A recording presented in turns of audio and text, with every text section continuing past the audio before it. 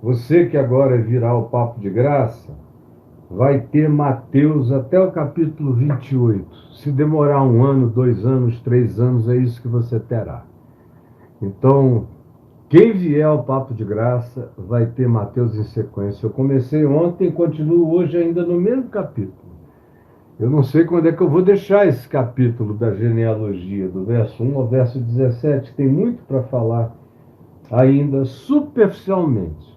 Porque se eu fosse falar para valer, eu ia ficar nesse capítulo meses. Mas é que o interesse não é acadêmico. O interesse é devocional, é inspirador, é fazer com que o seu coração se encha de fé e de esperança e de compreensão e de discernimento, sabendo que essa genealogia não foi posta aqui para ninguém além de mim e de você. Para ninguém além de mim e de você. Eu disse ontem que esse Evangelho de Mateus tem uma designação primordial para os judeus. É por isso que começa com uma genealogia que parte de Abraão, que viaja pela descendência dos patriarcas, chega a Davi, o primeiro rei messiânico de Israel, com promessas messiânicas, e vem até Jesus, que é a consumação, que é o filho de Davi, que tem misericórdia de nós.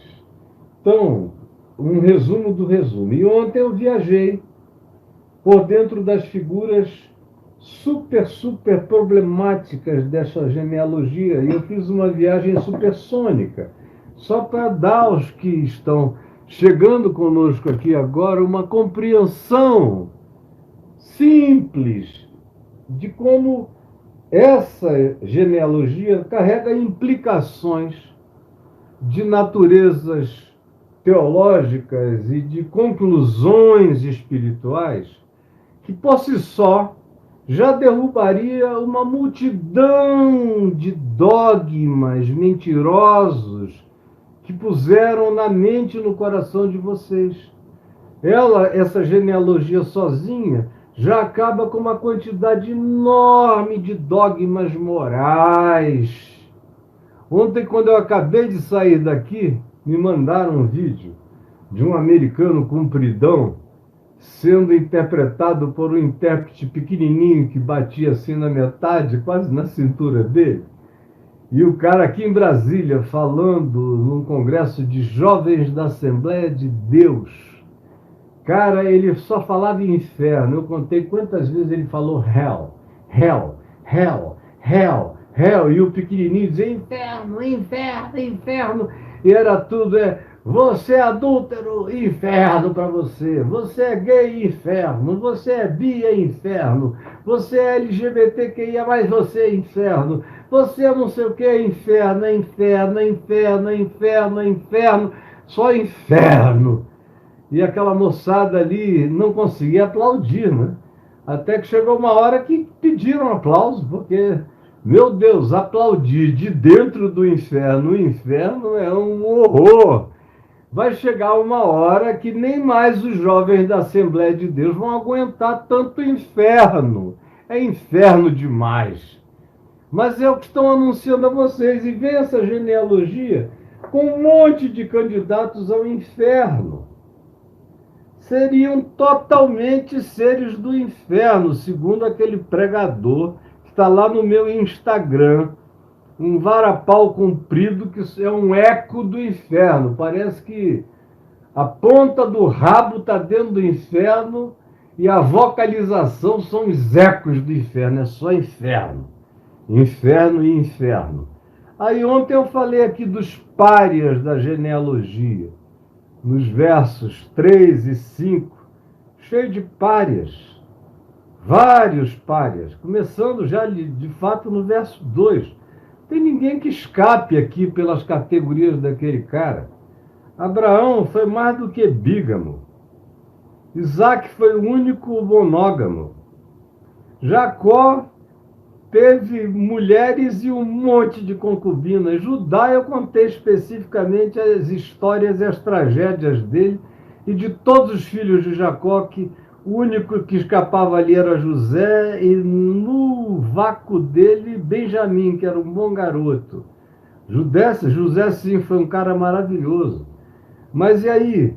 O filho do sogro com a nora, Judá com Tamar, e a quantidade enorme de outras coisas, a prostituta Raabe, Ruth, que foi e levantou o saião do sogro, o daquele que viria a ser o seu marido, desculpa, de um parente de Noemi, o Boaz, e dizendo claramente que ela estava ali para procriar. E não deu outra. Boaz mandou a ver no meio da noite. Ela ficou grávida e deu à luz a Obed, de quem nasceu o pai de Davi, Jessé. Davi também, um homem de Deus, segundo o coração de Deus, mas não passava num critério moral de nenhum de nós. Salomão, então, estava no inferno até o dia de hoje, não adiantava arrependimento na velhice. Roboão, filho do inferno, embora Deus tenha prometido a Davi que os filhos dele, por mais que fizessem coisas erradas, o Senhor usaria de graça sempre, iluminando a mente da descendência e dos filhos de Davi, para que eles não se perdessem na calamidade. Mas a experiência calamitosa, o Salmo promete isso a Davi, mas a experiência calamitosa está nessa genealogia aqui para todo lado, com algumas exceções. Como eu falei, as grandes exceções são Josafá, Ezequias, Josias, Salatiel, Zorobabel e José, marido de Maria. Os outros todos são chinfrins, uns perversos até, sem falar no Hitler da genealogia, que era Manassés, um bicho completamente doente de maldade, cuja realidade eu não vou expor de novo aqui. Quem quiser, entre no meu portal, caiofábio.net, escreva Manassés. Vai encontrar várias mensagens minhas a respeito de Manassés. Então, ontem eu falei, e quem quiser saber o que eu disse ontem, em 1h11, veja a mensagem de ontem para entender a sequência de hoje. Hoje eu vou só reafirmar.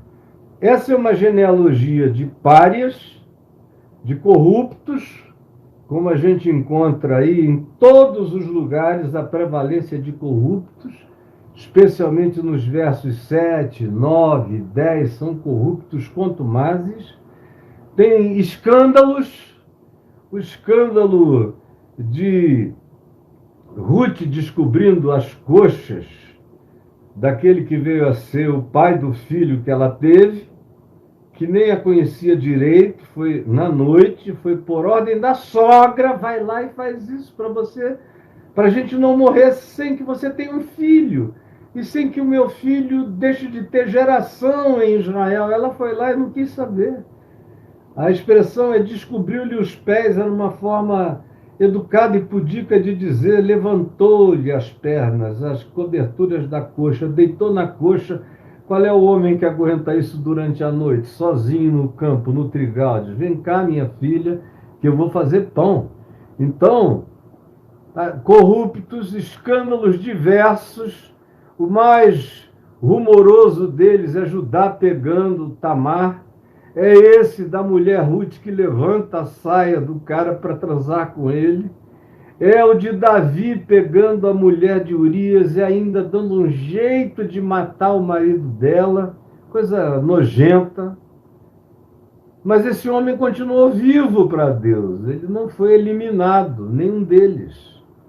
Aí os acontecimentos históricos, políticos, catastróficos, como os patrocinados pelos reis de Israel, que acabaram desembocando no exílio. Foi um exílio horroroso em Babilônia, com a morte de milhares de jovens, mulheres, crianças, por causa do pecado contínuo de um povo que ouvia as palavras de Deus, mas não as punha em prática, não tinha fé, não obedecia. E quando obedecia, fazia sincretismo, misturava com Baal, com Dagon, com outras coisas, com os ídolos do lar, apelidavam as suas superstições com o nome de Javé. Como hoje em dia acontece aqui entre nós, muito mais do que o contrário.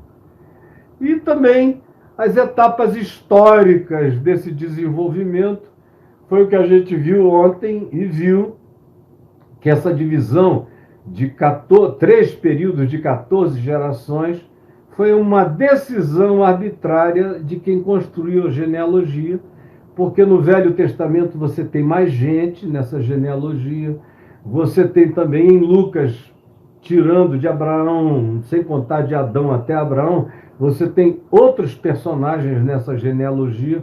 Um dia eu explico a razão, não é aqui agora a hora, mas ontem foi o que eu falei. E agora, depois de já ter falado alguns minutos a respeito, eu quero dizer, prosseguindo a você, o seguinte: olha só, essa genealogia nos coloca diante, como eu concluí ontem, da seguinte posição. Tudo que Deus faz, sem que eu comece a falar na criação. A criação é um ato de graça, porque ela é ex nihilo, que significa nihilo é o nada, é o coisa nenhuma, é o inexistente. Ex nihilo é tirada do nada. Por isso a palavra hebraica lá no início, no princípio criou, é a palavra bara, para criar, que significa ex nihilo, tirou do nada para a existência. Então, se eu tiro alguma coisa de onde nada havia, eu criei graça. O produto arrancado da inexistência é graça. Então, toda a criação é graça. Não há nada que não seja graça, tudo é graça. A teologia que dividiu em graça natural e graça especial só para dar poder na mão da religião.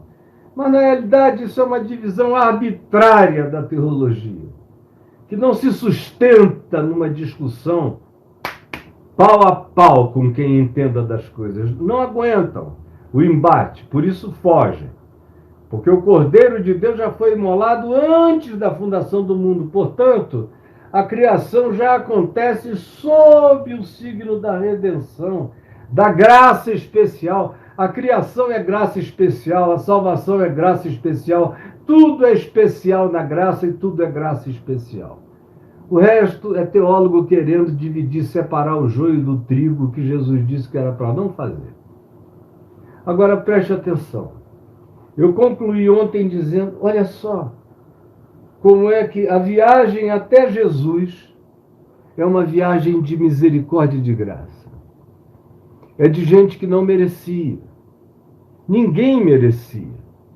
Não há um único aqui que merecesse. Não há ninguém. Se você pegar a genealogia de Lucas que começa em Adão, Adão não merecia, ninguém merecia, Abel não merecia, Abraão não merecia, não tem mérito aqui, só tem graça, graça, graça. Graça. E o único mérito que você encontra nessa genealogia é o mérito daquele que aplica a graça onde não havia e nem há razão para nenhuma graça, para nenhum favor imerecido. Ou seja, não há mérito em ninguém aqui. Em ninguém. Nem em Maria. Nem em Maria. Ou José de ontem, que eu disse que é o homem que eu mais admiro. Como homem. João Batista, Jesus disse que foi, dentre os nascidos de mulher, foi o maior. Agora, eu pessoalmente digo, é mais fácil ser o maior quando não se tem mulher, não se tem filhos, se vive sozinho, como um ermitão no deserto, fazendo o que quer, na hora que quer, sumindo, aparecendo, não dando satisfação a ninguém, não tendo o que carregar. Agora, José, marido de Maria, é um cara que tem que chamar para a vida todas as implicações de uma existência no meio da maior angústia que um ser humano pode carregar. A mulher na qual eu confiava está grávida e não é de mim. Ainda vem com uma história de que ficou grávida de Deus, pelo amor de Deus, mas eu amo essa mulher. E ela é uma menina de 14 anos. Eu não vou deixar ninguém fazer mal a ela. Ele a cobre. Até que ele aceita um testemunho de Deus pelo anjo Gabriel no inconsciente dele. Não foi Gabriel aparecendo com uma espada, José, toca em mim, vê, é real, eu estou dizendo, fui eu quem falei a Maria, é de Deus, aceita. Não, foi um sonho. Um sonho. Você acordaria de um sonho nessas circunstâncias? Com a sua mulher virgem, grávida, te dizendo que ficou grávida de Deus e que um anjo, lindão, bonitão, cheio de luz, apareceu à noite e disse: a sombra do Altíssimo vai te cobrir, você vai ficar grávida de Deus. Você ia crer nessa? Me responda com sinceridade. Você crê hoje porque Jesus nasceu, viveu, morreu e ressuscitou. Então, você faz engenharia reversa.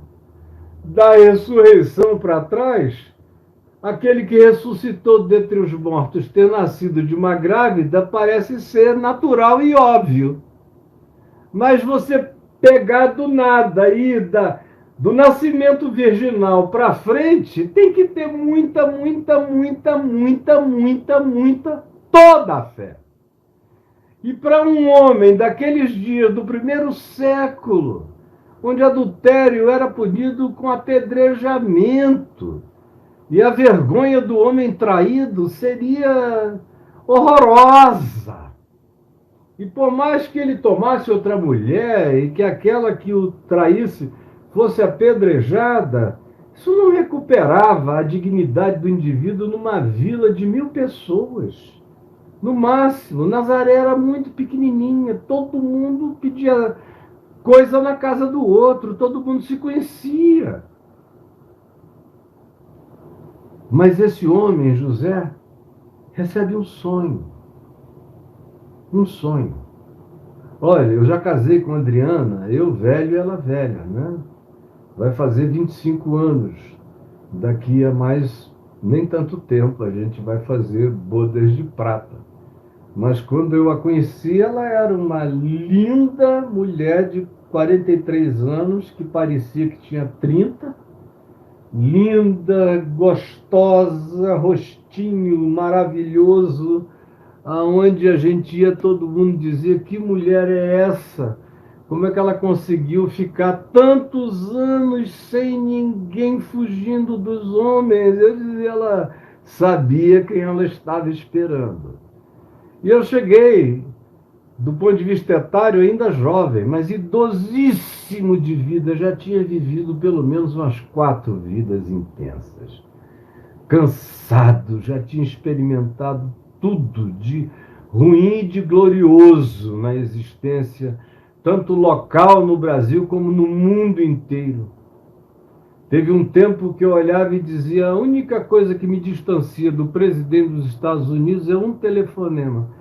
E eu tinha pelo menos uns 8 ou 10 amigos que eram amigos dele e muito amigos meus. Só era ligar para um deles e dizer: eu preciso falar com qualquer um. Do Reagan para frente, eu tinha acesso a qualquer um. E em qualquer lugar da terra, qualquer primeiro-ministro inglês, qualquer lugar. Em Israel, se eu chegasse lá, dos anos 80 para frente, eu podia, a hora que eu quisesse dizer: eu quero encontrar o primeiro-ministro, era a coisa mais simples do mundo. Eu tive de tudo, tanto de abundância quanto de escassez. Por isso é que eu te digo que eu tudo posso naquele que me fortalece, até esse dia. Agora, se a Adriana, que eu tinha acabado de conhecer com 43 anos, aparecesse grávida no mês seguinte, meu não seria. Eu tinha me vasectomizado com 32 anos de idade, eu não queria mais ter filhos. Eu já tinha gerado 5 e tinha criado 4 até ali. Estava bom. Para mim dava. Aí o anjo Gabriel podia aparecer em sonho para mim. Mas ele ia ter que aparecer recorrentemente para um coração machista estrutural que foi criado com a cultura do século XIX em Manaus, que foi educado na cultura de uma família que, mesmo tendo tido todos os desenvolvimentos intelectuais, carregava um machismo estrutural em todos os homens e até nas mulheres. Que tive boa parte desse machismo desconstruído nos anos 70, 80, mas por mais que a gente pensasse que estava ficando livre do machismo, eu só fui descobrir nos anos 2000 que eu era mais machista do que eu pensava. E só fui descobrir a intrinsidade, a profundidade das raízes do meu machismo quando eu comecei a aprender com os meus netos e netas e com as minhas filhas solteiras, a profundidade enraizada do machismo em mim. Eu, por exemplo, tenho passado os últimos 4 anos arrancando raízes de machismo de dentro de mim. Quero que fique só um homem inteiro, segundo Jesus, dentro de mim, sem o traço dessa animalidade adoecida, desse poder de troglodita, de homem das cavernas, sem esses direitos adquiridos e perversos. Quem sabe um dia eu fico mais parecido com José, o marido de Maria. Quem sabe um dia eu fico mais sensível para as mensagens celestiais do anjo Gabriel num sonho. Eu estou fazendo uma confissão de impotência e de grandeza acerca daquele homem. Olha o desenvolvimento espiritual dessa pessoa. Quem é o pastor que você conhece com essa grandeza? Quem são as pessoas que você conhece?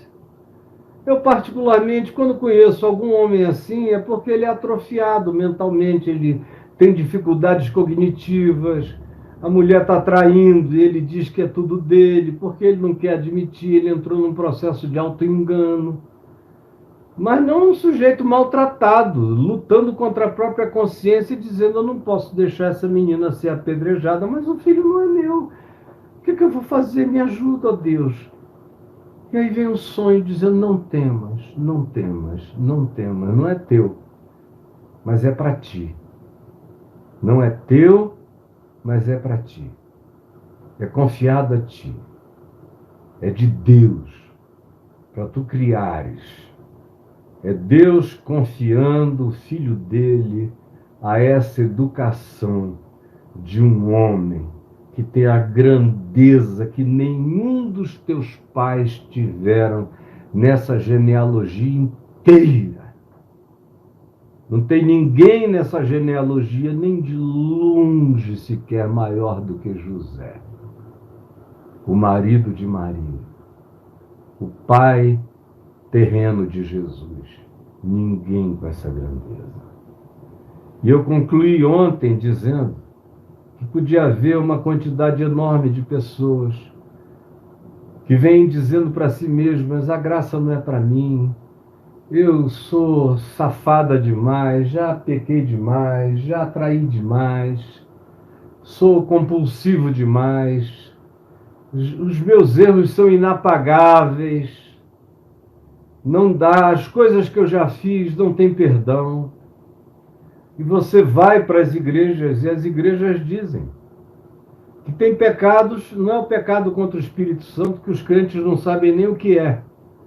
Eles acabam atribuindo qualquer coisa a pecado contra o Espírito Santo. É por isso que 70% dos que ocupam as clínicas psiquiátricas brasileiras são oriundos das igrejas evangélicas, e o tema prevalente dos distúrbios psíquicos pelos quais eles são internados é o pecado contra o Espírito Santo. É o tema cristão que eu mais atendo nas pessoas que chegam com distúrbios psíquicos da vida inteira. E esquizofrenia de crente apela sempre para o pecado como Espírito Santo como tema principal. Então, as pessoas são educadas ao não perdão, ou a viverem a vida inteira listados numa genealogia dos quem sabe, porque dessa herança do meu pai, da minha mãe, da minha avó, dos que me antecederam, só saiu coisa ruim. Não pode sair coisa boa. E as meninas que cresceram, ouvindo as suas mães dizerem: ah, você é tão dada como a sua avó, querendo dizer que a garota dá mais do que chuchu na serra. Ou aquele menino: você não presta como seu pai, é um canalha. E o cara, desde pequeno, vai crescendo para cumprir um karma paterno miserável. São culturas de fabricação de bruxos, baseados em genealogias. Meu Deus, um homem santo como Ezequias gerou um monstro como Manassés, que eu chamo de Hitler judaico. Agora, Manassés foi avô de um homem lindo como Josias, mostrando aquilo que o profeta Ezequiel tinha falado da parte de Deus. Porventura, por comerem os pais uvas verdes, embotar-se-ão os dentes dos filhos? É a primeira pergunta que Ezequiel faz em nome de Deus. Vou repetir. Porventura, porque você que é o pai, só comeu uva verde, é o teu filho que vai ficar com os dentes embotados, encardidos? Não. Deus diz através de Ezequiel: antes cada um carregará o seu próprio pecado. É por isso que Manassés pôde gerar um neto como Josias. E é também o oposto. Lá em Ezequiel, depois a pergunta se inverte. Porventura, pelos filhos comerem uvas verdes, embotar-se-ão os dentes dos pais? Também não. Manassés pode ter sido um monstro, mas ele não se tornou um monstro necessariamente porque o pai dele fosse ruim. O pai dele era um santo, um dos melhores reis da história de Israel. Mas cada um carrega o seu próprio pecado.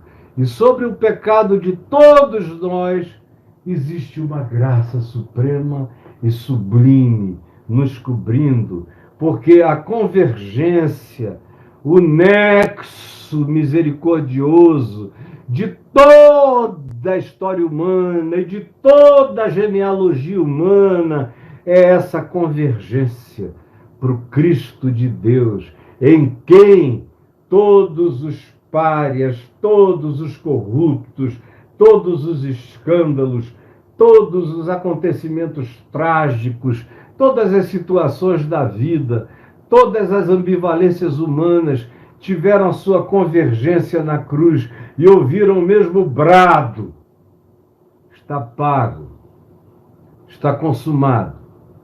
Não há dívida nenhuma, nem aqui no horizonte dos meus braços abertos na cruz, nem na história passada, nem na história por vir. Está pago, está consumado, está definido, está totalmente quitado. Eu quitei, diz o Senhor. Então foi isso que eu concluí ontem e hoje.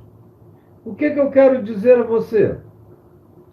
Eu quero dizer a você que ainda crê, porque ainda tem muita gente que frequenta as igrejas por aí, e é impossível você ir a uma igreja de natureza pentecostal ou neopentecostal, ou as novas denominações que vão sendo criadas pelos novos apóstolos, bispos não sei quem, e tal, cada um inventa a sua própria denominação. Daqui a pouco você vê um cara com milhões de pessoas, como hoje de manhã eu aprendi o nome de um que eu nem sabia que existia, que faz orações na internet de manhã, de tarde e de noite, que está com milhões de seguidores, só faz orações e pede testemunhos de cura, de cura, de cura. Orações e testemunhos de cura. Pregar mesmo, ensinar o evangelho não é só cura. Cura. Creia que eu curo, creia que eu curo. Que a oração desse bispo cura. E aí vai a glorificação de mais um homem que daqui a 10, 15 anos vai estar numa calamidade que não é preciso ser profeta para saber qual é o futuro, porque tudo acaba assim. Os homens se glorificam a si mesmos, não suportam a própria glória auto-adquirida e aí se destroem na ruína do peso de glória artificial que eles mesmos puseram numa coroa de chumbo pintada de ouro, que os vai afundar no chão da terra e os sepultar na sua própria soberba e arrogância. É sempre assim que acontece. Então, se você vai a um desses lugares, inevitavelmente você vai ter que lidar com o tema da maldição hereditária. A maldição hereditária nunca esteve completamente afastada do nosso meio, porque, conquanto a lei de Moisés, preste atenção,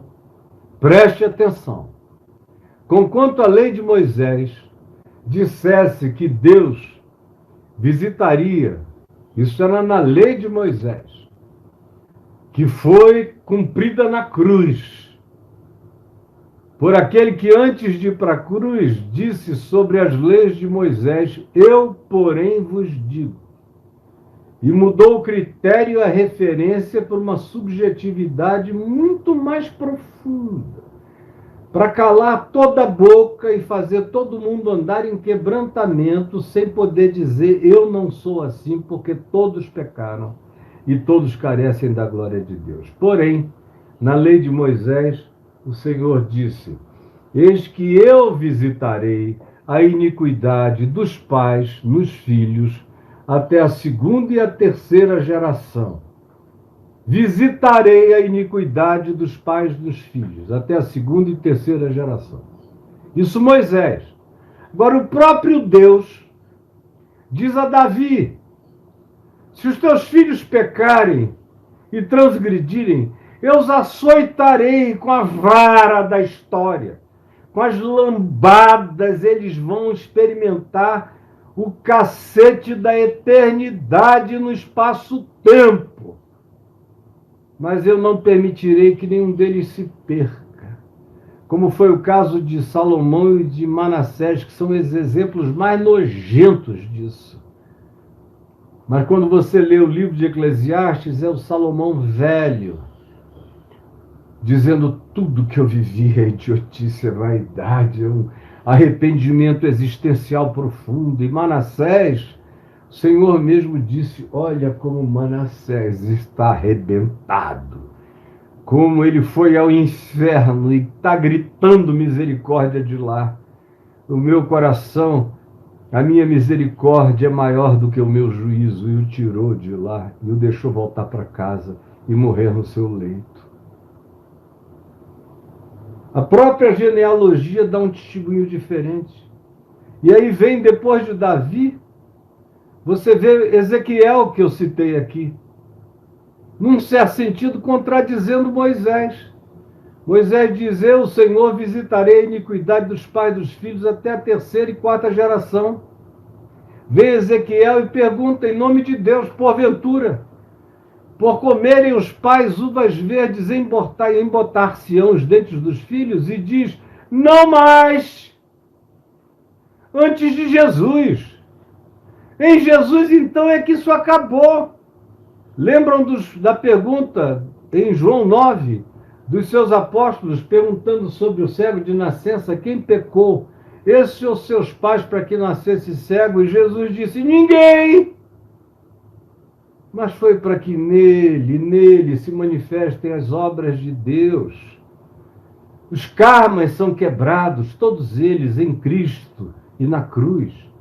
Ou como diz Paulo em Colossenses, dizendo que ele rasgou todo o escrito de dívida, toda essa lei da dívida, do apedrejamento, da visitação das maldições contínuas, todas elas foram rasgadas na cruz, aonde ele expôs os principados e potestades ao desprezo, triunfou sobre eles quando rasgou a lei da condenação, que Paulo chama em 2 Coríntios 3 de a lei da morte.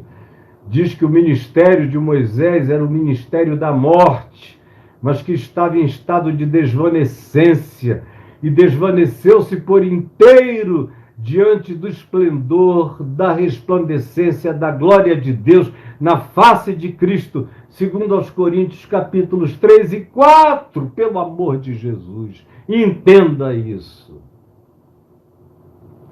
Então, se você vai a alguma dessas igrejas, venderam para você a ideia de maldição. E você continua pagando a conta, arriando os despachos evangélicos para ver se quebra a maldição. Você foi criado em culturas de despachos de outra natureza. Despachos afro-ameríndios, despachos afro, despachos animistas, despachos e oferendas, para aplacar os espíritos, aplacar o azar, aplacar os deuses, aplacar a herança maldita dos seus familiares. Você arriava despachos. Aí alguém te chamou para ir numa igreja, porque o Deus da igreja dos evangélicos é mais forte. Ele chama todos os outros espíritos para uma queda de braço e ele ganha assim, já, não aguenta nem a minha canhota, pode botar aí, vá. Então, você foi convidado para o novo campeão do UFC espiritual, Jesus Cristo, que é até um nome composto, não é nem Jesus ou Cristo, é Jesus Cristo. É um apelido do maior super-herói, da Marvel dos cristãos. É o que está acima de tudo, a quem o super-homem curva a cabeça. É aquele que não sofre de nenhuma fraqueza de criptonita. É o Jesus Cristo. Ou o Jesus Nazareno, que é um outro nome de poder que se dá a Jesus. Quando, na realidade, ele só tem poder porque ele é o Cristo. Se ele fosse só Jesus, havia milhares de Jesus nos dias de Jesus. Jesus não era o único, não. Jesus era um nome comum, como Judas, Simão, Manassés, José, vários nomes. Jesus também. Ele só se tornou o Jesus porque ele era o Cristo. E ele é o Cristo porque nele todas as coisas são refeitas. A lei de Moisés viaja por ele, e o que ele não diz que fica, vai. E tudo quanto na lei de Moisés era maldição imperdoável, Paulo diz, escrevendo aos Gálatas, preste atenção. Paulo diz, escrevendo aos Gálatas, que aquele que não teve pecado, que é o Cristo Jesus, Deus o fez pecado por nós. Porque ele foi levantado no madeiro, como está escrito na lei de Moisés, maldito é aquele que é pregado e levantado no madeiro. É maldito. Ele foi feito maldição por todos os malditos. Não só da genealogia dele, mas da genealogia humana. Foi feito maldito por todos os malditos. Pega aquela lista de Moisés, pegue todinha e fixe na cruz. Fixe na cruz. Fixe na cruz. Rasgue e fixe na cruz. Foi o que Paulo fez. Se olha, ele rasgou e pregou na cruz. E os principados e potestades da acusação silenciaram. Estão calados, silenciados na cruz. Mas você, coitado, Você sofre um bombardeio, aonde você vai é maldição para lá, é maldição para cá. Você vive entre a cruz e a caldeirinha, uma cruz que não salva e uma caldeirinha que ferve. É uma cruz que só serve para te pregar, porque Jesus não morreu por ti, é você que tem que ser esfolado nela toda vez, ou então tem que ser fervido no caldeirão do inferno. Não tem muita alternativa, é culpa, é culpa, é culpa. Tem que dar dinheiro, dinheiro, dinheiro, dízimo, dízimo, dízimo, entrar em campanha, campanha, campanha, senão Deus esquece, ele apaga, ele sofre de amnésia. Não tem graça nenhuma, não tem favor imerecido, tudo é adquirido com esforço, com idas a reuniões, com trabalhos forçados. Você tem que virar um obreiro que não falta nada para Deus não se esquecer de você, senão a maldição vem, te pega, te carrega, te leva, porque não há segurança espiritual em nada, a menos que você viva agarrado neuroticamente, dizendo: Deus, Deus, não se esqueça de mim, porque a maldição está aqui na minha cabeça. É uma espada rodando na cabeça do crente o dia inteiro, e é mais medo que é posto nele, às vezes até o medo político. Se você não votar em fulano de tal, a maldição vai cair primeiro em cima de vocês, depois em cima do país inteiro, a maldição virá. Aí também a maldição é usada para suscitar votação, para fazer você ficar encabrestado. Tudo tem a ver com medo e com maldição. Me diga se não é verdade. Até nas igrejas, que não são de uma teologia assim chamada da maldição, que antigamente eram quase todas as de natureza neopentecostal, que depois influenciaram até as pentecostais, e hoje em dia até as reformadas. Até as reformadas, que sabiam no passado que Jesus tinha levado a maldição na cruz, agora, depois da entrada do puritanismo na igreja antes reformada, eles estão também sendo salvos pelas obras puritanas. A segurança deles vem do puritanismo reformado, das morais puritanas, das justificações moralistas, das santificações litúrgicas. Como agora, por exemplo, se está falando de um avivamento em Asbury, de um monte de garotos lá que estão vivendo aquilo que, quando eu me converti, era normal, a gente começar um culto e não saber mais acabar. Sim, os cultos, quando eu me converti lá em Manaus, era a coisa mais natural. A vigília que começava na sexta, às vezes não acabava no sábado. Às vezes as pessoas chegavam no domingo e tinha gente que estava orando desde quinta lá. E era normal. Você ia para um retiro e a programação acabava toda, porque o povo começava a orar, quebrantamento, derramamento de alegria e de arrependimento e de louvor a Deus, e pronto, ninguém, e nada era especial, era normal. Era normal. Agora, porque teve uma brisazinha, uma garotadinha novinha cantando, angustiado, porque perderam a esperança em tudo.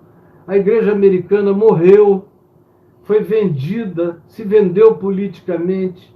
Antes já tinha se vendido para a teologia da prosperidade, para a teologia da confissão positiva, para a teologia moral de causa e efeito dos tradicionais, já tinha se vendido para o Partido Republicano, já tinha cultuado Trump, já tinha feito tudo isso. Os pastores sinceros começaram a se suicidar. Os jovens também se suicidando em grande profusão, e ninguém sabia explicar o fenômeno. E eu dizendo daqui, é desesperança. Eles perderam a esperança. Por isso estão morrendo, porque a esperança deles estava na igreja. Eles nasceram no século XX, que era o século no qual eu nasci, pelo qual eu me esforcei, fazendo também junto com alguns como Billy Graham e milhares de outros que se dispuseram a evangelizar todas as nações da terra no século XX. Dentre eles eu, que fiz tudo o que eu pude para anunciar o evangelho no mundo inteiro.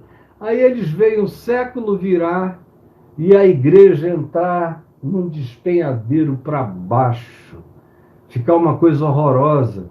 E aqueles que tinham esperança e tinham se esforçado, mas que não tinham olhado e visto que Jesus disse, e Paulo confirmou, que uma das grandes manifestações da volta do Senhor seria a apostasia da igreja no mundo inteiro. Ela se tornaria a comunidade mais irreconhecível, mais horrorosa, mais blasfema da terra. Seria a igreja apelidada de Jesus, de Cristo. É Paulo quem diz isso. Não virá o fim sem antes chegar essa apostasia. De modo que quanto mais apostasia, mais sinal do fim. E o problema é que muita gente está fazendo parte do sinal do fim, não por estar evangelizando o mundo com boa nova, mas por estar engrossando o caldo da apostasia, lutando pela apostasia, levantando a bandeira da apostasia, advogando a causa dos apóstatas, entrando nessa, achando que estão servindo a Deus, sendo enganados. Mas uma coisa é fato: o coração nunca tem paz. Nunca tem paz. É de angústia para angústia. É remetido de uma coisa para outra. Quando você pensa que estava resolvendo algo, inventam mais uma dívida. Mais uma dívida. A conta nunca está paga. A maldição é recuperada a cada nova dívida. E aí tudo reinicia-se num processo sem fim, num trabalho de Sísifo, que é aquela figura do inferno grego, aquele desvalido. Eu tenho muita pena do Sísifo no Hades grego, porque é aquele coitado que cumpre a pena infernosa do mundo da morte, do Hades, que era todo dia de manhã pegar uma pedra redonda enorme e rolá-la ladeira acima, fazendo um esforço brutal todo dia, até conseguir colocar a pedra lá no topo da montanha. Aí ele desce. Quando ele vai descendo, a pedra vai voltando de novo. Aí quando ele chega lá embaixo, ela já caiu ao lado dele. Bum. Aí é mais uma noite assombrada, sabendo que no dia seguinte vai ter que começar a rolar a pedra de novo para cima. São os sísifos crentes. Quase todo crente que eu conheço vive existência de Sísifos, rolando uma pedra que não para nunca, todo dia, e o medo da maldição. O que pode acontecer? Deus pode se voltar contra mim. Cara, o diabo faz menos mal do que o Deus dos crentes. O Deus dos crentes é de um capricho infernoso, horroroso, tenebroso, apavorante. Eu não sei como vocês conseguem dizer que o amam. Não devem amá-lo, porque um Deus assim é apavorante. Vocês devem morrer de medo de Deus, não de amor por Deus. Deve ser pavor de Deus, que faz vocês andarem nesse caminho de treva, de angústia, de ter que recitar o Salmo 23 todo dia para não perder o poder, recitar o Salmo 91 não sei quantas vezes para não perder o poder. Tem que fazer uma espécie de figa para Deus. Aí é com os símbolos que você queira para dizer: estou contigo, Senhor. Aqui, seja lá o que seja que inventem para você fazer, ou uma saudação que você tem que dizer para provar para todo mundo que você é de Deus, porque Deus não conhece teu coração. A menos que você fique repetindo confissões. É uma loucura. Aí vem essa genealogia de Jesus, viaja por dentro desse pessoal todo e diz que o pecado de toda essa gente não impediu o Cristo de Deus de nascer no lodo, no Pantanal da humanidade. E olha, talvez poucas genealogias humanas sejam tão horrorosas quanto essa aqui. Talvez se a gente pegar uma genealogia de reis incas ou maias, ou até mesmo celtas ou druidas, ou de reis mesopotâmicos, assírios, e se você pegar a genealogia de pessoas importantes da Mesopotâmia antiga, como Hammurabi, e for ver a genealogia dele, eventualmente é muito melhor do que essa genealogia de Jesus. Essa aqui é um horror. A genealogia dos presidentes americanos é melhor do que essa aqui, muitas vezes. Teve gente menos danosa do que esses que estão aqui. Horrível. Mas é desse lodo que eclode esse lírio eterno, que eclode a rosa de Saron, que eclode o sol nascente de amanhã. É daí que brota o maravilhoso conselheiro, Deus forte, Pai da eternidade, o príncipe da paz vem daí, dessa coisa maravilhosa, linda, sublime. Ah, que doçura! E aí, mais do que nunca eu te digo, toda maldição está quebrada na cruz. Se a maldição não estivesse quebrada em Jesus, Jesus não poderia ter nascido dessa genealogia aqui. Teria que ser de genealogia nenhuma, porque todos pecaram e nenhuma genealogia produziria Jesus, nascido de mulher, nascido sob a lei, para carregar sobre si a maldição da lei e nos tornar livres de toda culpa e de todo pecado, pois agora já não há mais nenhuma condenação para os que estão em Cristo Jesus, porque o espírito do pecado, da morte, foi vencido pelo Espírito da vida, pelo Espírito da graça, pelo Espírito de Cristo, pelo Espírito da vitória, da ressurreição. E acabou. Está consumado.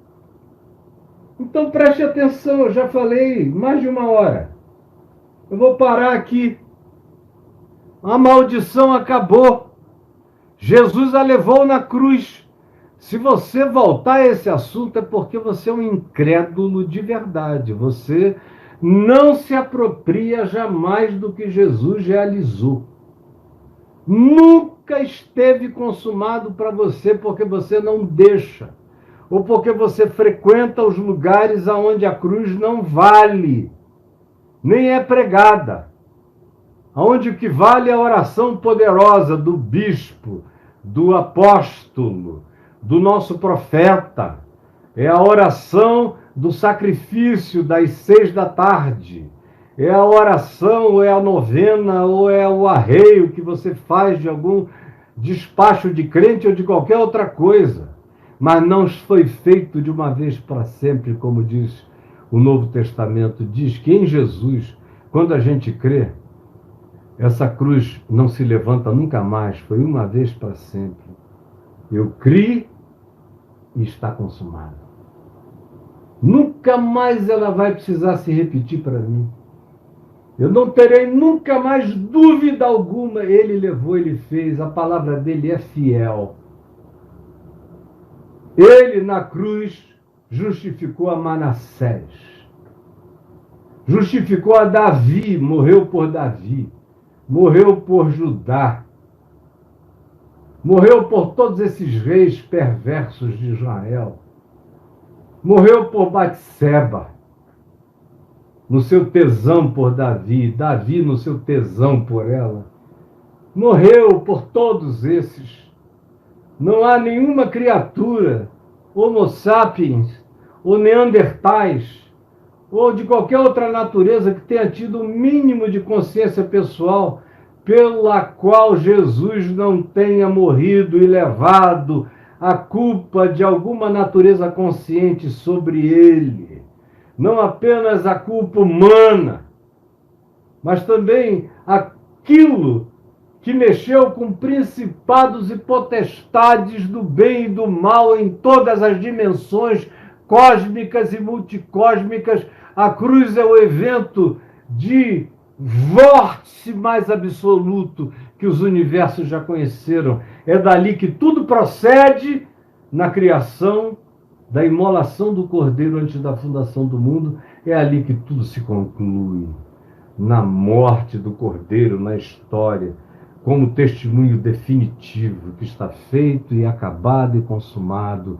Todas as genealogias terminam na cruz. Todas as genealogias terminam na cruz. Guarde isso. Amanhã eu volto com você, ajudando você a entender algumas implicações disso, bem práticas para você. Ainda aqui, em Mateus, no capítulo 1, do verso 1 ao verso 17, tentando ser o mais simples possível para ver se você guarda isso no coração. Jesus, que essa palavra falada em teu nome tenha entrado, tenha conseguido guarida, acolhimento em fé no coração daqueles que já estão condicionados a não crer, a duvidar do que Jesus fez, porque eles creem no que os homens ensinam, no que esses pastores da dependência, dos construtores de grilhão, de correntes, para aprisionar pessoas a eles próprios, para fazerem delas escravas do medo e da manutenção nababesca de suas vidas, condenadas na mentira e no pecado, e no horror que eles terão que enfrentar se continuarem assim,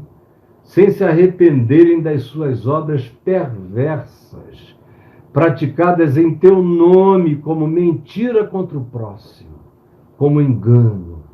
Tem compaixão, Senhor. Traz arrependimento, porque o que mais faz, o que mais dificulta a conversão desses pastores, que têm consciência da maldade que estão fazendo, que o evangelho não é o que eles ensinam, é o dinheiro que eles ganham. Eles ficaram escravos do dinheiro. São possuídos pelo espírito de Mamon. Estão endemoninhados pela força poderosa da maior de todas as potestades, que é essa de Mamon.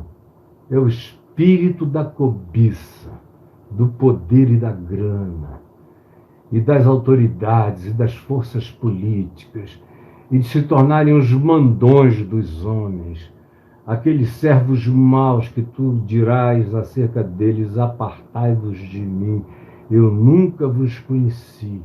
Todos vós, os que em meu nome, dizendo Senhor, Senhor, falando profecias, prometendo curas e fazendo curas, eu nunca, todavia, conheci vocês. Saiam de perto de mim, vocês que vivem e se alimentam da iniquidade. Abre o nosso coração para que a gente acolha de uma vez para sempre o poder eterno do teu perdão e usufruamos de uma vida de paz e de graça. É o que eu te imploro agora, em teu nome, Jesus.